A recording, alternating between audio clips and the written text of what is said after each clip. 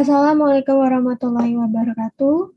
Sebelumnya izin memperkenalkan diri, nama saya Meta Berliana dengan NPM 211506147 dari kelas PSTIB. Pada kesempatan kali ini, saya akan membahas secara singkat materi logika dari pertemuan pertama hingga pertemuan ke-7.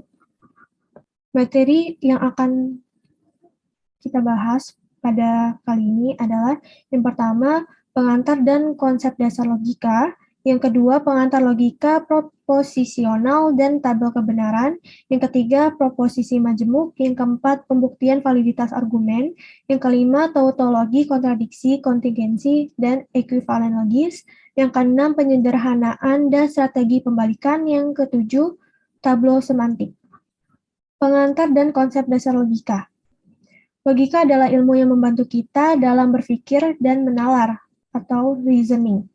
Menalar artinya mencapai kesimpulan dari berbagai pernyataan. Logika didasarkan pada hubungan antar kalimat, pernyataan, atau statement. Hanya kalimat yang bernilai benar atau salah saja yang menjadi tinjauan. Proposisi. Proposisi adalah pernyataan yang bernilai benar atau true, atau salah, atau false, tetapi tidak keduanya. Dapat disimpulkan bahwa proposisi adalah kalimat berita. Proposisi dapat dinyatakan dalam 4 bentuk, yaitu proposisi atomik, proposisi majemuk, implikasi, dan biimplikasi. Contoh-contoh proposisi seperti 13 adalah bilangan ganjil. Soekarno adalah alumnus UI. 1 tambah 1 sama dengan 2, 8 lebih besar sama dengan akar kuadrat dari 8 ditambah 8, ada monyet di bulan.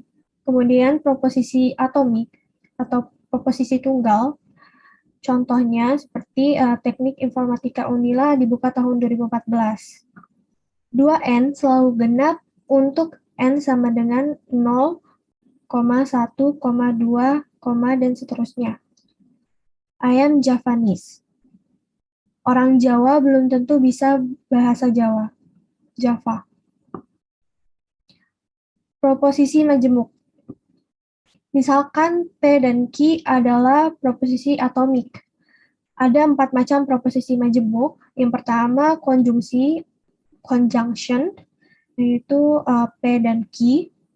Yang kedua, disjungsi atau disjunction, yaitu P atau Q.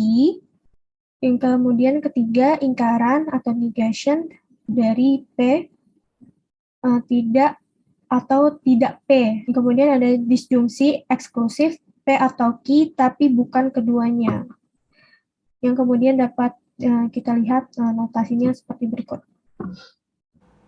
Contoh soal, tentukan di bawah ini yang termasuk proposisi. 4 dikali 5 sama dengan 20. Apakah termasuk ke dalam proposisi? Iya, karena sebuah proposisi mengandung nilai kebenaran. 4 kali 5 sama dengan 20 mengandung nilai kebenaran. Jadi ini adalah sebuah proposisi. Kemudian, angka 7 adalah angka keberuntungan. Apakah termasuk ke dalam proposisi? Tidak, karena tidak dapat dipastikan kebenarannya. Jadi ini tidak dapat dikatakan sebagai proposisi. Bukan termasuk proposisi. Kemudian masuk ke rumah. Apakah ini adalah sebuah proposisi? Bukan. Karena bukan kalimat deklaratif tetapi kalimat perintah. Jadi tidak termasuk ke dalam proposisi.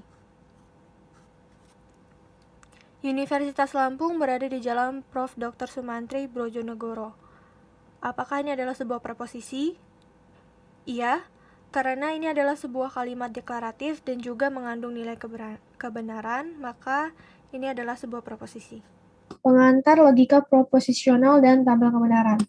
Proposisi yaitu kalimat deklaratif atau proposisi adalah kalimat yang bernilai benar atau salah, tapi tidak keduanya. Suatu proposisi tidak boleh digantikan dengan proposisi lain yang artinya sama. Logika proposisional yaitu logika yang menangani atau memanipulasi penarikan kesimpulan secara logis atau logical derivation. Dari proposisi-proposisi disebut logika proposisional. Dalam logika tidak diisyaratkan adanya korelasi arti di antara kedua kalimat penyusunnya. Penekanan lebih ditujukan pada bentuk atau susunan kalimat sintaks, bukan pada arti kalimat penyusunnya dalam kehidupan sehari-hari, itu semantik. Pemberian nilai. Huruf A, B, C, dan seterusnya digunakan untuk menggantikan proposisi dan disebut variabel-variabel proposisional. Hanya memiliki nilai T dan benar, yaitu T, dan salah, yaitu F. T dan F disebut konstanta proposisional. Contohnya, jika nilai A sama dengan T dan B sama dengan F, maka A atau B menghasilkan nilai T. Tabel kebenaran, yaitu adalah suatu tabel yang menunjukkan secara sistematis satu demi satu nilai-nilai kebenaran sebagai hasil kombinasi dari proposisi-proposisi. Kemudian dapat kita lihat perangkai logika. Untuk negasi atau ingkaran, kata perangkainya itu tidaklah benar, simbol negasi seperti ini. Kemudian ada konjungsi dengan kata perangkainya dan simbolnya. Kemudian disjungsi dengan kata perangkai atau. Kemudian ada implikasi dengan kata perangkai jika, maka. Dan ada biimplikasi dengan kata perangkai jika dan hanya jika. Contoh soal, tentukan tabel kebenaran dari pernyataan berikut. Jika Jamal menang lomba, maka Jamal memberi uang kepada adiknya. Jadi langkah yang pertama, kita tentukan dulu premis-premisnya. Dan kita tuliskan ekspresi logikanya. Ekspresi logikanya, jika P, maka Q. Jadi, untuk P, Jamal menang lomba. Dan Q-nya, Jamal memberikan uang kepada adiknya. Kemudian kita tuliskan ekspresi logikanya, jika P, maka Q. Setelah itu, dapat kita buat tabel kebenarannya. P, Q, jika P, maka Q. Lalu kita isikan truth, truth, false, false, truth, false, truth, false. Setelah itu dapat kita tentukan jika truth maka truth adalah truth. Jika truth maka false adalah false. Jika false maka truth adalah truth. Jika false maka false adalah false. Dan inilah tabel kebenaran dari pernyataan tersebut. Proposisi majemuk, yaitu proposisi tunggal atau disebut juga atom atau primitif, adalah proposisi yang tidak bisa dipecah menjadi beberapa proposisi lagi. Proposisi majemuk adalah proposisi yang terdiri dari beberapa proposisi tunggal yang dihubungkan dengan perangkai. Tabel kebenaran, truth table, adalah salah satu perangkat yang dapat digunakan untuk menentukan nilai kebenaran proposisi majemuk. Jumlah baris tabel kebenaran tergantung dari banyaknya proposisi tunggal yang terdapat pada proposisi majemuk. Jika terdapat n proposisi tunggal pada proposisi majemuk, maka jumlah baris tabel kebenaran adalah 2 pangkat n. Implikasi. Implikasi adalah pernyataan majemuk dengan kata hubung jika maka, sehingga notasi dari P maka Q dibaca jika P maka Q. Adapun tabel nilai kebenaran dari implikasi yaitu jika P benar, Q benar, jika P maka Q benar. Jika P benar, Q salah, jika P maka Q salah. Jika P salah, Q benar, jika P maka Q benar. Jika P salah, Q salah, jika P maka Q benar. Dari tabel terlihat bahwa implikasi hanya bernilai salah jika antecedent P benar dan konsekuen Q salah. Di implikasi Diimplikasi adalah pernyataan majemuk dengan kata hubung jika dan hanya jika, sehingga notasi dari diimplikasi akan dibaca P jika dan hanya jika Q. Tabel nilai kebenaran diimplikasi adalah sebagai berikut. Jika P benar, Q benar, P jika dan hanya jika Q benar. P benar, Q salah, P jika dan hanya jika Q salah. P salah, Q benar, P jika dan hanya jika Q salah. P salah, Q salah, P jika dan hanya jika Q benar. Diimplikasi akan bernilai benar jika sebab dan akibat pernyataan P dan Q bernilai sama, baik itu sama-sama benar atau sama-sama salah. Argumen. Sebuah argumen dikatakan sahih jika konklusi benar bila mana semua hipotesisnya benar. Sebaliknya, argumen dikatakan palsu, fallacy, atau invalid. Jika argumen sahih, maka kadang-kadang kita mengatakan bahwa secara logika konklusi mengikuti hipotesis atau sama dengan memperlihatkan bahwa implikasi adalah benar, yaitu sebuah tautologi. Argumen yang palsu menunjukkan proses penalaran yang tidak benar. Contoh, sebuah argumen, jika Anda mahasiswa informatika, maka Anda tidak sulit belajar bahasa Java. Jika Anda tidak suka begadang, maka Anda bukan mahasiswa informatika. Tetapi Anda sulit belajar bahasa Java dan Anda tidak suka begadang. Jadi Anda bukan mahasiswa informatika. Argumen ada yang sahih atau valid dan palsu invalid. Contoh soal, tentukan nilai kebenarannya. 5 kurang dari 1 jika dan hanya jika 3 kuadrat lebih dari 9. Kita misalkan P 5 kurang dari 1 Q 3 kuadrat lebih dari 9. P diimplikasi dengan Q. P jika dan hanya jika Q. 5 kurang dari 1 bernilai salah. Karena 5 lebih dari 1. Kemudian 3 kuadrat lebih dari 9. Seperti yang kita tahu, 3 kuadrat adalah 9.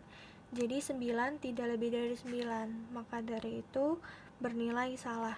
Kemudian dapat kita lihat bahwa jika dalam tabel diimplikasi, jika salah bertemu dengan salah, maka akan menghasilkan kesimpulan yang bernilai benar.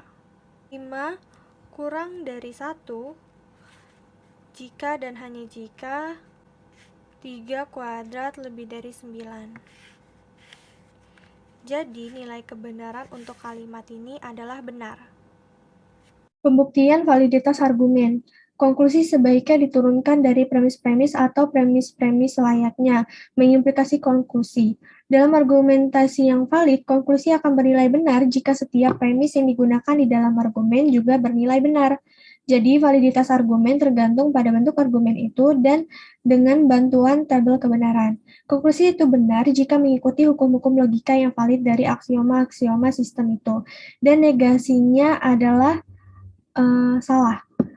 Untuk menentukan validitas suatu argumen dengan selalu mengerjakan tabel kebenarannya tidaklah praktis. Cara yang lebih praktis banyak bertumpu pada tabel kebenaran, dasar, dan bentuk kondisional. Bentuk argumen yang paling sederhana dan klasik adalah modus ponens, modus tollens, dan silogisme. Untuk menguji atau membuktikan sebuah argumen yang valid yang mempunyai proposisi yang lebih dari 3 harus mengenal beberapa aturan penarikan kesimpulan, yaitu beberapa argumen elementer yang valid. Untuk membuktikan validitas suatu argumen dapat dilakukan dengan cara mencari konklusi dari premis-premisnya dengan rangkaian argumen-argumen elementer yang lebih pendek dan valid. Ada beberapa aturan untuk menunjukkan metode pembuktian ini.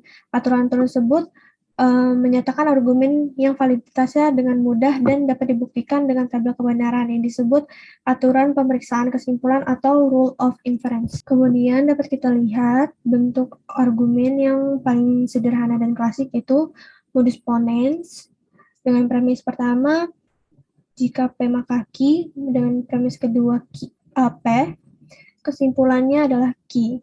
Lalu ada modus tollens, dengan premis pertama, jika P maka Q, dan premis kedua negasi Q, maka kesimpulannya negasi P.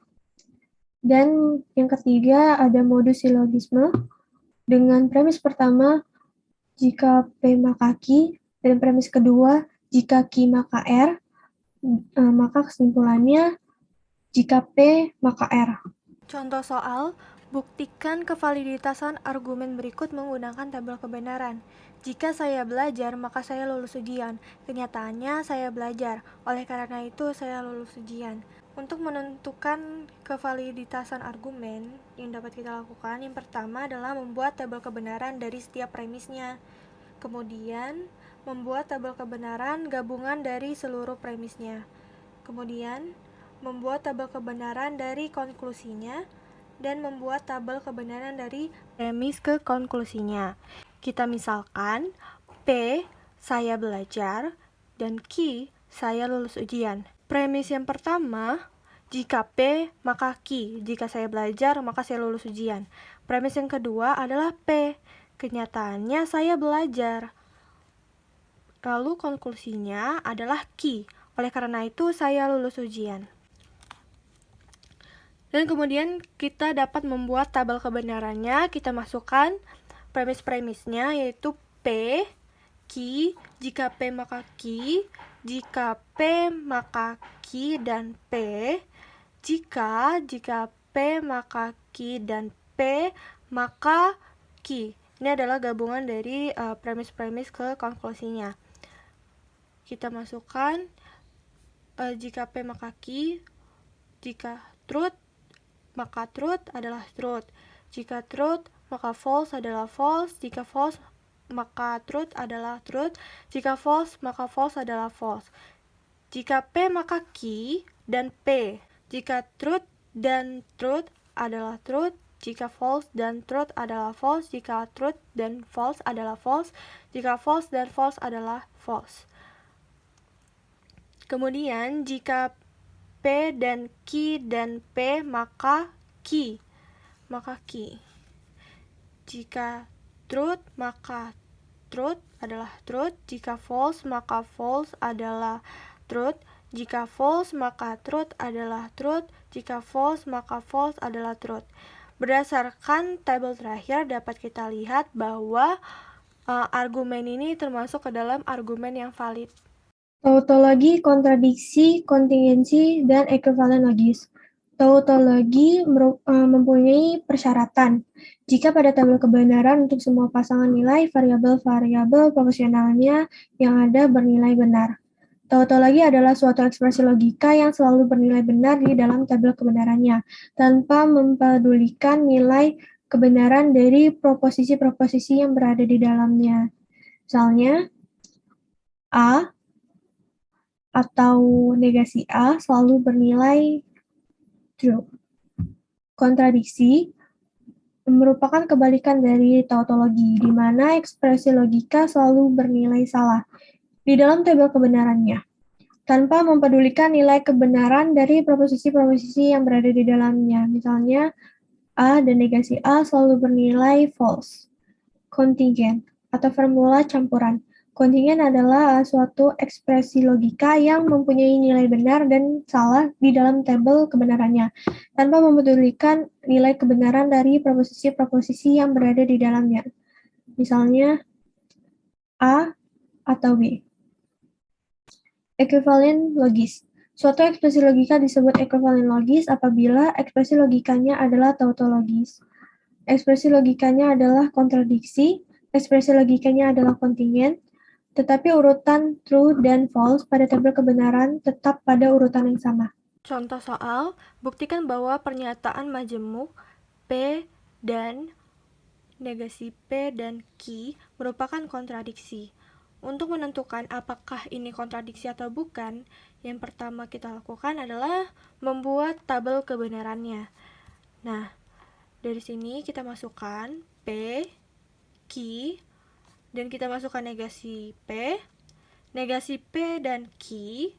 Lalu kita masukkan P dan negasi P dan Q. Untuk mendapatkan negasi P, kita melihat dari P, karena negasi, jadi kebalikannya dari P. Jika truth, maka false. Jika false, maka truth.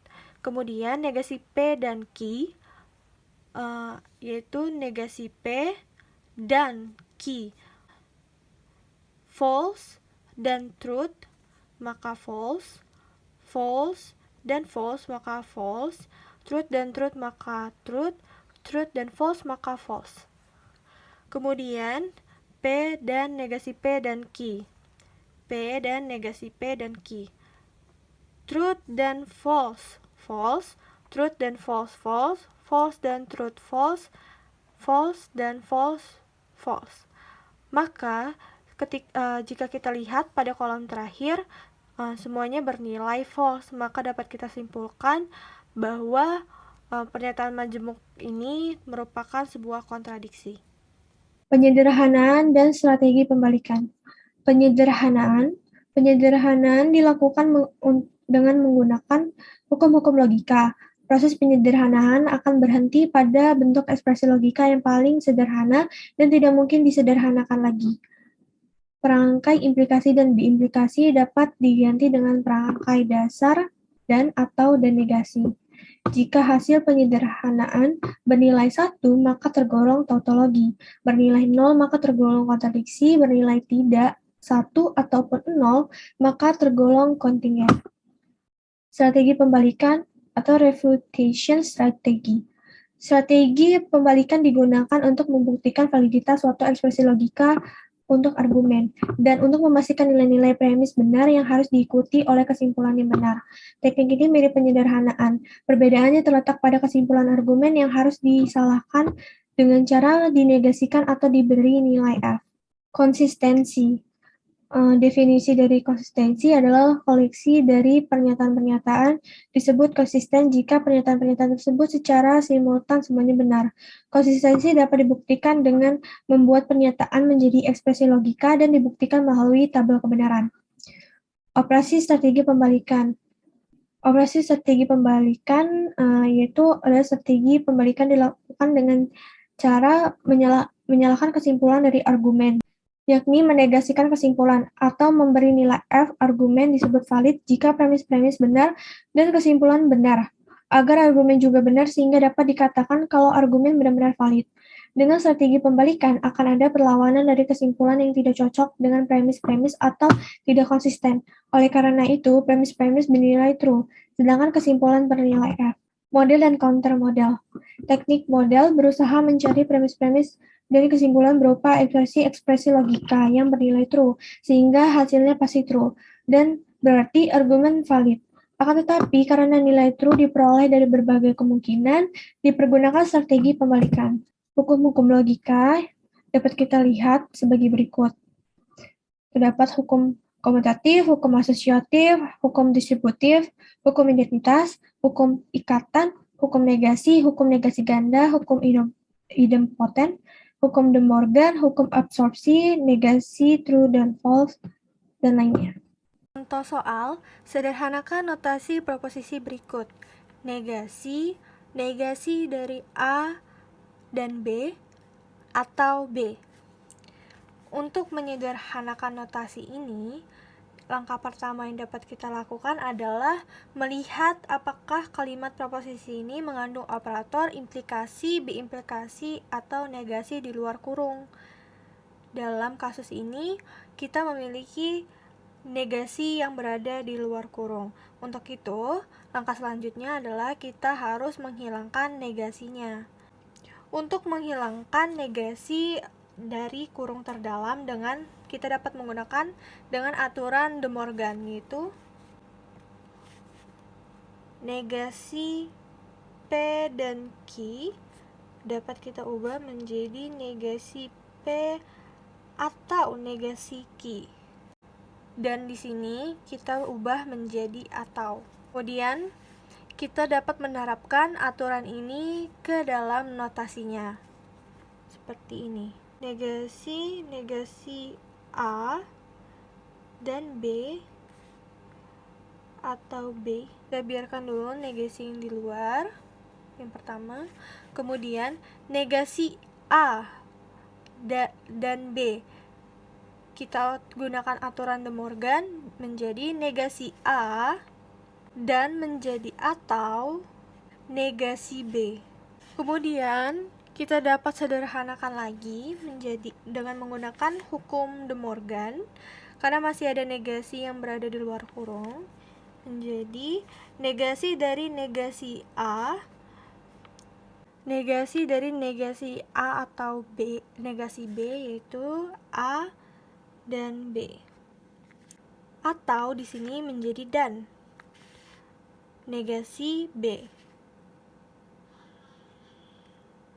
Setelah itu dapat kita gunakan hukum asosiasi, karena di sini kita dapat lihat terdapat operator dan juga dan konjungsi. Kita dapat gunakan hukum asosiasi menjadi A dan B dan negasi B. Karena sudah tidak mengandung operator implikasi, biimplikasi, dan negasi di luar kurungnya, maka kalimat ini sudah termasuk ke kalimat yang sederhana. Tablo semantik. Tablo semantik adalah bentuk-bentuk proposisi yang dibangun berdasarkan aturan tertentu, yang biasanya berbentuk pohon terbalik dengan cabang-cabang dan ranting-ranting yang relevan. Dalam strategi pembalikan, jika diketahui premis bernilai true dan kesimpulan bernilai false, jika hal itu bisa dibuktikan, maka argumen tersebut tidak valid. Sebaliknya, jika hal tersebut tidak bisa dibuktikan, maka argumen tersebut valid. Jadi, premis-premis yang bernilai true seharusnya juga menghasilkan kesimpulan yang bernilai true juga. Kevalidan tablo semantik. Jika semua cabang tablo tertutup, maka ekspresi logika disebut tidak konsisten atau mutually inconsistent, atau mereka bernilai salah semua. Akan tetapi, jika terdapat satu cabang saja yang terbuka, maka ada setidak-tidaknya satu baris yang bernilai true. Dinamakan tablo semantik yang konsisten. Heuristik pembuatan tablo. Yang pertama, carilah ekspresi logika yang dapat memakai aturan tanpa cabang atau satu cabang. Yang kedua, carilah ekspresi logika yang isinya mempunyai bentuk yang tablonya tertutup. Misalnya, A dan negasinya, negasi A, agar cabang tablo tertutup dan tidak dapat dikembangkan lagi. Kemudian dapat kita lihat aturan-aturan dari tablo semantik adalah sebagai berikut. Yang pertama ada A dan B. Yang kedua, A atau B. Tiga, jika A maka B. Yang keempat, A jika dan hanya jika B. Yang kelima, negasi A. Yang keenam, negasi A dan B. Yang ketujuh, negasi A atau B. Yang kedelapan, negasi A. Jika A maka B. Yang kesembilan, negasi A jika dan hanya jika B. Yang ke-10, jika ada bentuk A dan negasinya dalam satu cabang, maka terjadi ketidakkonsistenan pada cabang tersebut, dan cabang tersebut dinyatakan tertutup, dan cabang tersebut tidak bisa dikembangkan lagi. Hal ini disebabkan tidak mungkin A sama dengan T dan cabangnya negasi A sama dengan T. Pembenaran aturan tablo semantik. Aturan tablo semantik sangat beralasan dan realistis karena berbasis pada aturan hukum logika yang sudah dibahas sebelumnya. Tablo semantik dan strategi pembalikan tablo semantik hanya dapat digunakan untuk membuktikan kekonsistenan suatu argumen. Akan tetapi, jika digabungkan dengan strategi pembalikan dengan menegasikan kesimpulan, maka dapat digunakan untuk menguji kevalidan suatu argumen. Jika tablo semantik dan strategi pembalikan dengan menegasikan kesimpulan sama dengan tertutup semua, maka terjadi argumen tidak konsisten. Karena tidak konsisten itu terjadi karena strategi pembalikan dan menegasikan kesimpulan, maka argumen tersebut valid. Contoh soal, buktikan validitas argumen berikut dengan tablo semantik. Adi dan Budi pergi ke pasar. Jika Budi pergi ke pasar, maka Cindy pergi ke pasar. Atau Dodi tidak pergi ke pasar. Dodi pergi ke pasar jika Adi pergi ke pasar. Dengan demikian, Cindy pergi ke pasar. Langkah pertama yang kita lakukan adalah mengubah argumen-argumen tersebut menjadi variabel proposisional. Misalkan, A. Adi pergi ke pasar, B. Budi pergi ke pasar, C. Cindy pergi ke pasar, dan D. Dodi pergi ke pasar. Kemudian, untuk variabel proporsional tersebut, untuk langkah keduanya, kita ubah menjadi sebuah ekspresi logika. A dan B, jika B, maka C atau negasi D, jika A, maka D, dan C. Langkah yang ketiga, kita menggunakan strategi pembalikan, di mana kesimpulannya kita ubah menjadi sebuah negasi. Langkah keempat, kita menggunakan tableau semantik. Sebelumnya kita tuliskan terlebih dahulu ekspresi-ekspresi logikanya. Kemudian kita menggunakan aturan pertama pada nomor 1, yaitu A dan B. Kemudian kita menggunakan aturan nomor 3 pada nomor 3, yaitu negasi A dan D. Negasi A tertutup karena di atasnya terdapat A. Kemudian kita menggunakan aturan 3 pada nomor 2. Negasi B tertutup karena di atasnya terdapat B.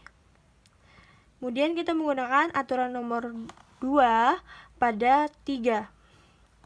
C tertutup karena di atasnya terdapat negasi C. Kemudian negasi D tertutup karena di atasnya terdapat D. Karena semua tablonya tertutup, itu berarti terjadi ketidakkonsistenan, dan karena ini dengan operasi strategi pembalikan, maka argumen dapat dikatakan sebagai argumen yang valid. Mungkin itu saja yang dapat saya sampaikan, kurang lebihnya saya mohon maaf. Terima kasih. Wassalamualaikum warahmatullahi wabarakatuh.